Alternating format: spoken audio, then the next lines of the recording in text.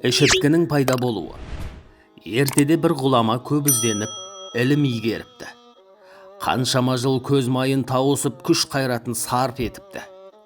Оқыған түйген ғылымын қағазға түсіріп, 2 қоржын кітап жинапты. Өзінің мол қазынасына көңілі толған ғалым, ғұмырымның көп жылын ілім-білім үйренуге сарп еттім. Дүниенің ғылымын жиып, ғаламның сырын кітапқа түсірдім. Енді осы еңбегімнің өтеуін алатын уақыт келді.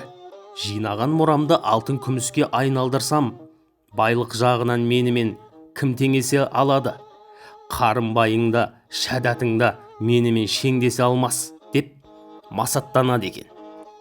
Бір күні жолаушылап жүріп, бір өзеннің жағасына келеді. Сол жерде демалып, көзінің шырымын алмақ болады. Есегін қаңтарып ұйқыға кетеді. Сол мезетте бір құйын соғып, қоржындағы барлық кітаптарын ұшырып әкетіп, әртүрлі дәнді дақылдарды суғарып жатқан атыздарға әкеліп тастайды.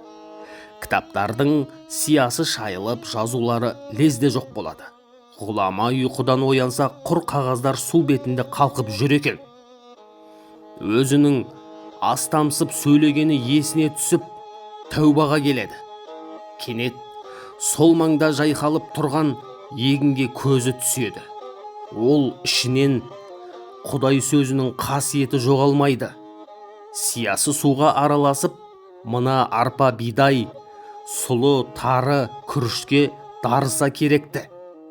Емдік шарапаты осы дақылдарға жұқты.